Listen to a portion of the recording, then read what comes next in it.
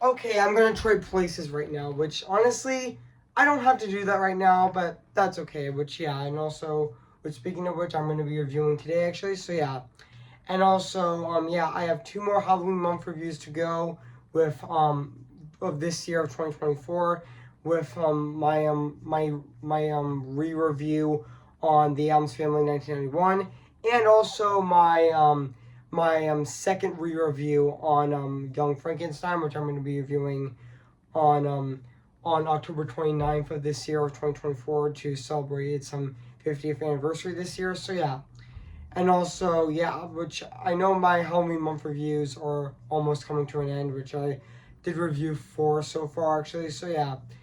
So yeah, guys. So today, guys, I'm gonna be doing my movie review on Trading Places. So yeah, guys. So before I go, right over here, I am gonna say this, which honestly, yeah, even though I already reviewed 4 Halloween month reviews on my channel with my movie review on Halloween Town, my re-review on my re-review on Toy Story Terror, my movie review on Cruella, and also my re-review on the Book of Life, which I reviewed on Friday, October 18th of 2024. So yeah, guys. So right now I'm gonna be going right over here and say cue the intro actually. So yeah. So today, guys, I'm gonna be doing my movie review on Trading Places. So yeah. So before I go, right over here, I'm gonna say this. Cue the intro.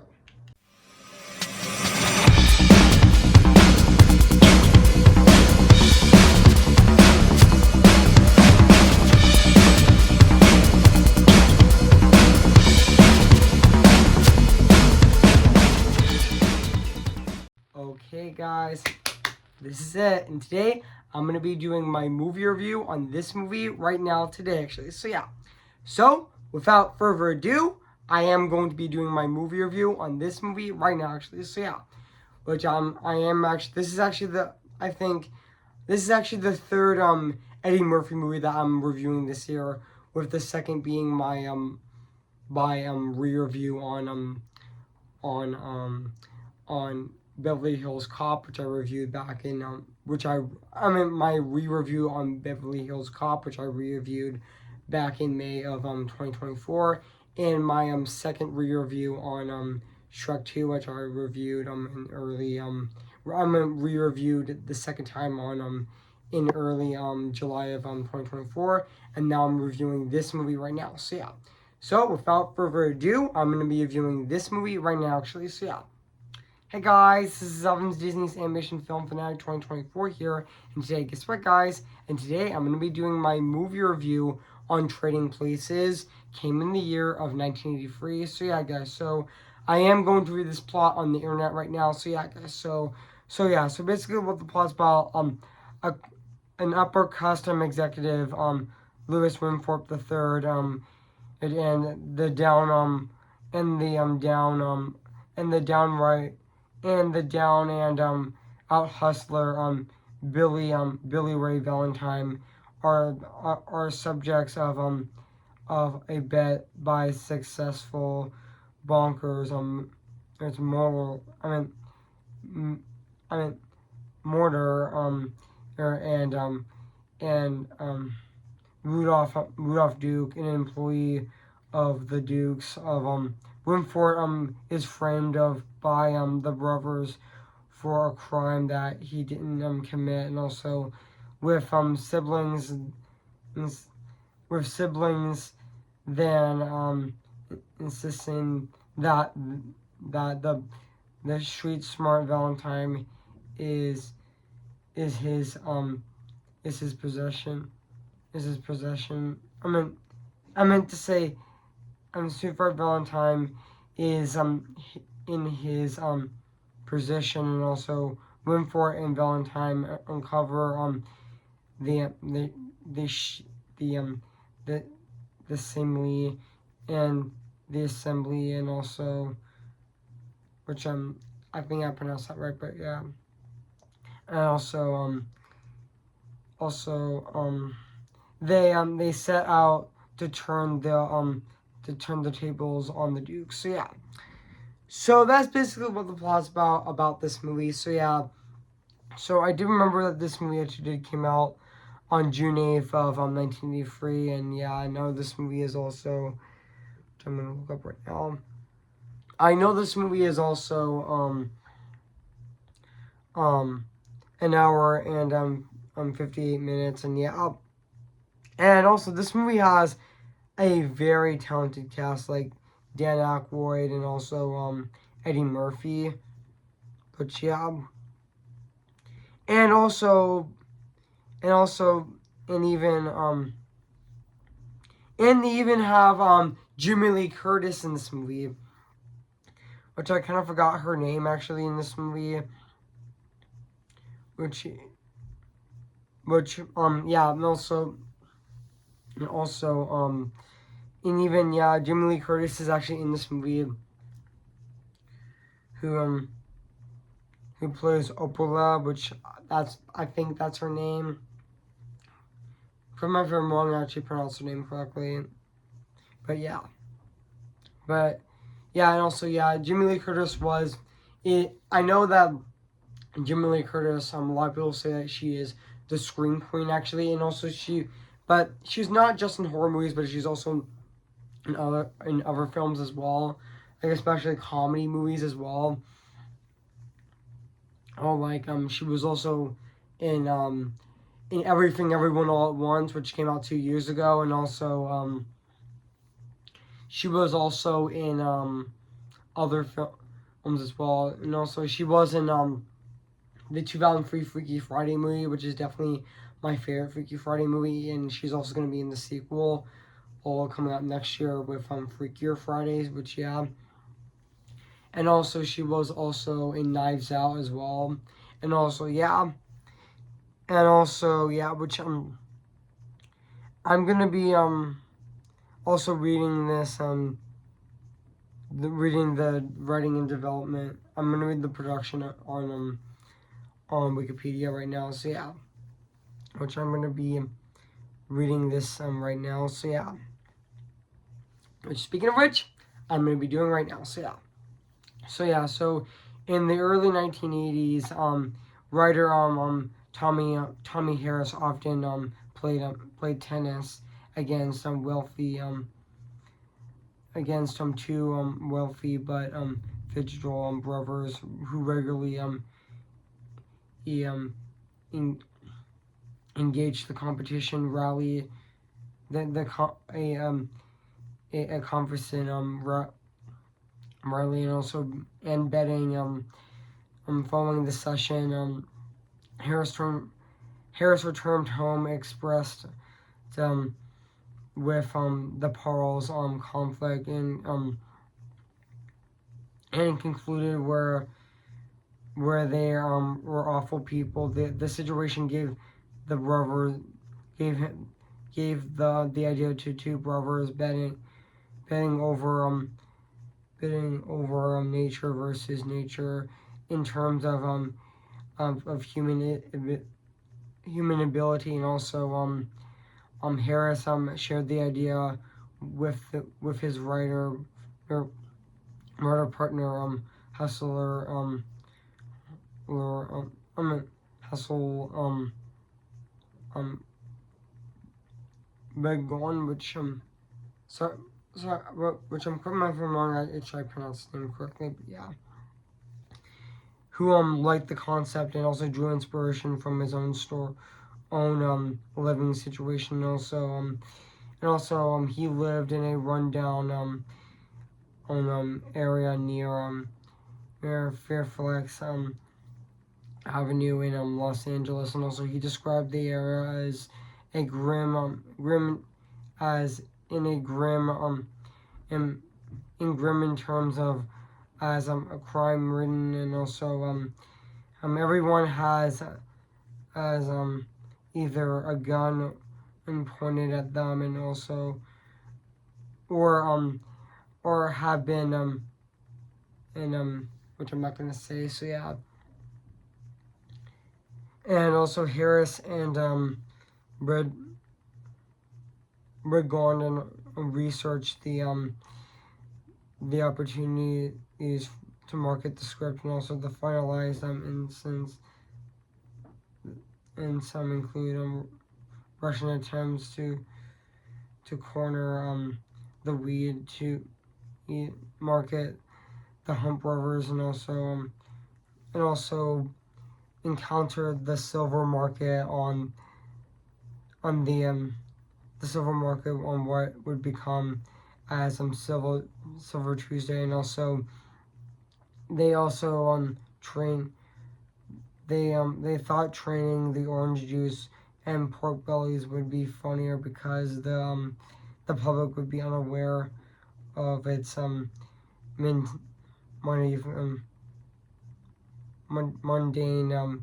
items that were ordained, which honestly, yeah, I'm not gonna read the rest of it, but that's okay. Oh, I'm gonna read this part right over here. So yeah, which also the script was sold to Paramount Pictures under the title of Black and White, but then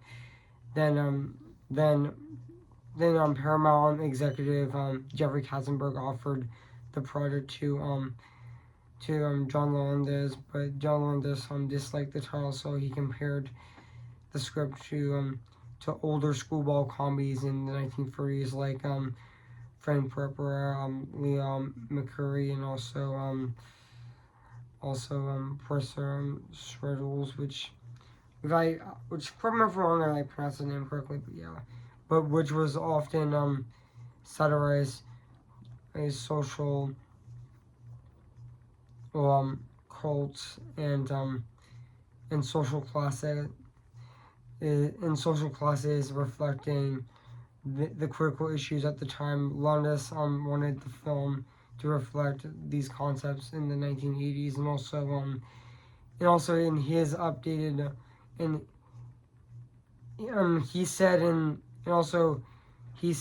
the main updates, it was an addition of a swearing and nudity, and also Lolandes attempted that it actually took him to understand and how Trading Places finale worked. So yeah.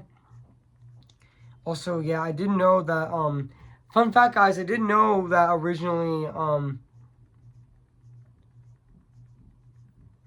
I didn't know it was going to star Richard Pryor, and also Gene Wilder was originally going to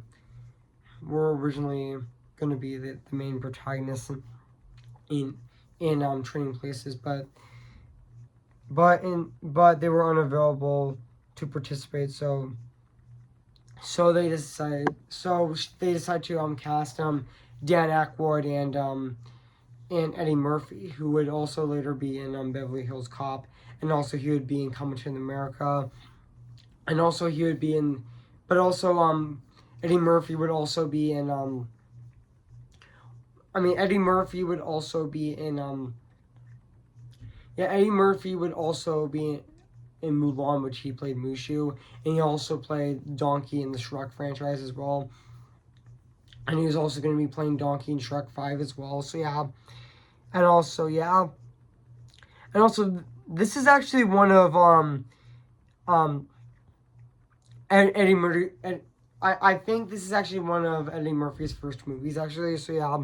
And also in years since its release, the film has gotten praised for being one of the greatest comedy movies of all time and one of the greatest Christmas movies of all time, even though despite some criticism, used its racial jokes and language, and also and even in 2010 the film was referenced in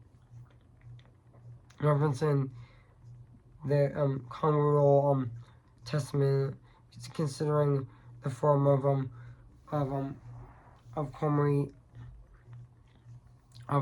commitments training market. It was designed to insider training diminish in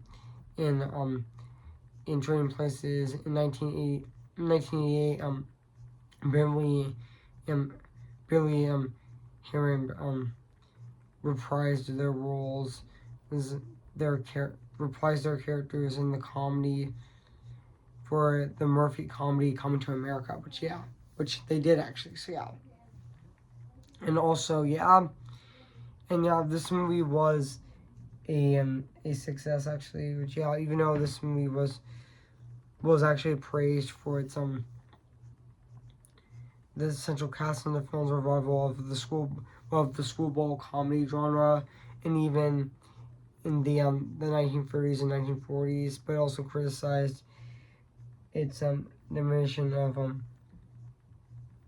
um and of wealth. So yeah, and also it did also, fun fact guys, this movie also did win um multiple awards, including an Academy Award for Bernstein's score, and also 2 BAFTAs for Elliot and Curtis, and also launching the careers of the main cast, which who each appeared in several films throughout the 1980s, including Murphy, who actually became one of the highest paid and also the most sought after comedies in Hollywood. Which yeah, and also yeah, guys. So yeah, guys. So what do I think of this movie? I have to say this is definitely a comedy masterpiece. Like, honestly, yeah, and yeah, this actually this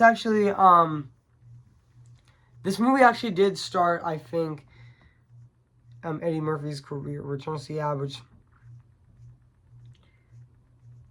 yeah, this movie definitely, I think, did start his career actually, yeah, which even though his first movie was also 28 Hours, which came out a year before Trading Places, and also yeah, and also this is actually one of Eddie Murphy's first movies actually, which I know that Trading Places is actually one of Eddie Murphy's first movies actually, and he was also in Beverly Hills Cop, which and even Coming to America, and even the 1996 version of Nutty Professor, and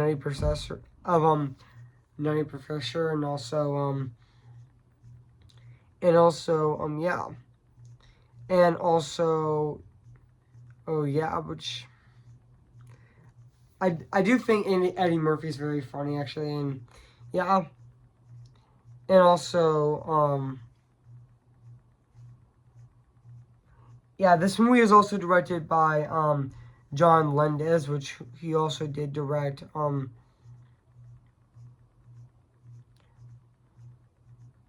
which he also did direct which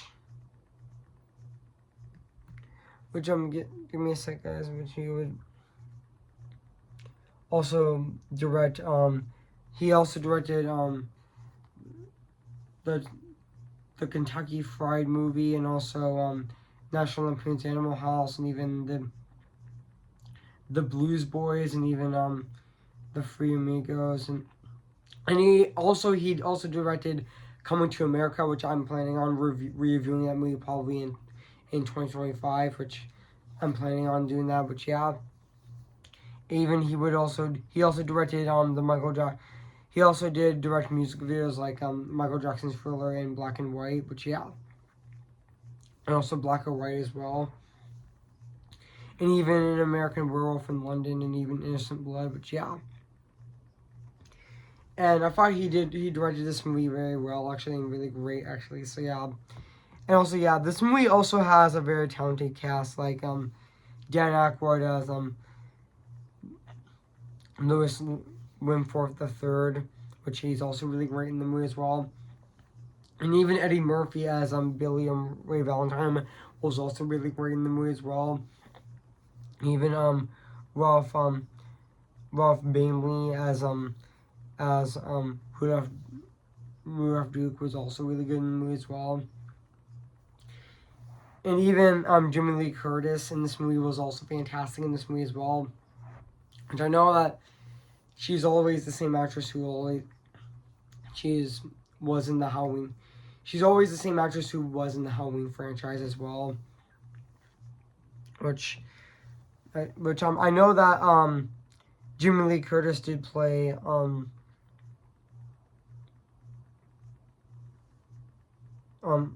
Laurie um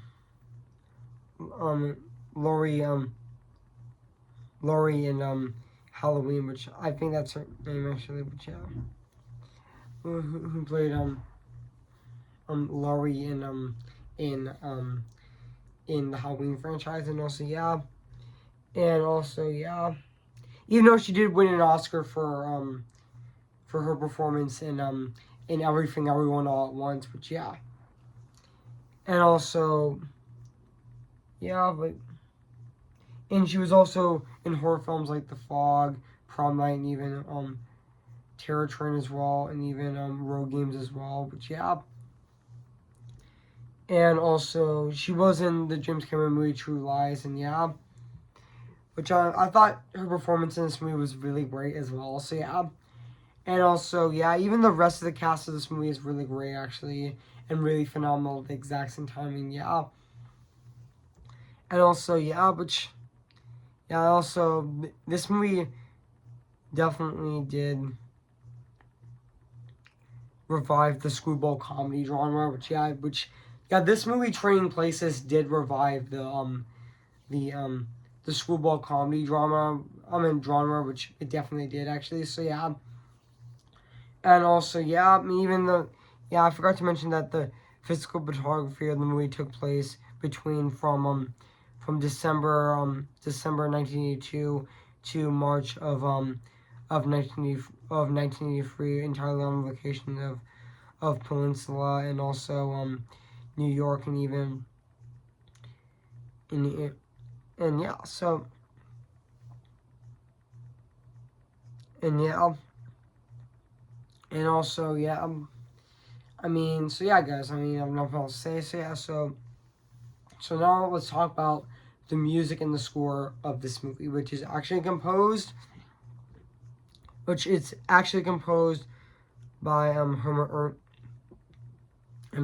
Berenstein, which he did compose this movie as well, which is also the same composer who also composed other films like The Great Escape, and even True Grit, the 1969 version of True Grit, and even Far from the Heaven, and even Ghostbusters, and even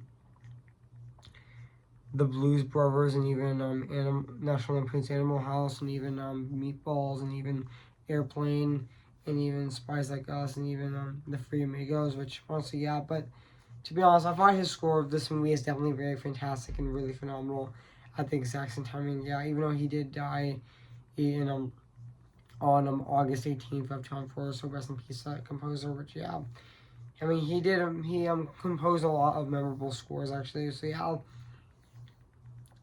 and and now let's talk about the production design of this movie, which also still holds up to this day. 41 years later, it still is absolutely phenomenal and really fantastic at the exact time, even though this movie is also shot on location as well. So guys, so overall, I've nothing else to say about this movie, Trading Places. So guys, so if you haven't seen Trading Places, where have been, I recommend it. So I'm going to give Trading Places 10 out of 10 spectacular. So guys, what do you think of my movie review on Trading Places? So make sure to comment, like, and subscribe my channel, and make sure to like this video. So guys, so stay tuned for my re-review on the Addams Family 1991, which I'm going to be re-reviewing that movie this Friday, October 25th of this year. So stay tuned for that. So guys, so before I go, I am going to sing for you guys right now. Which, speaking of which, I am going to be doing right now. So guys, so I am going to be singing for you guys right now, which I am going to be doing it right now. Which enjoy.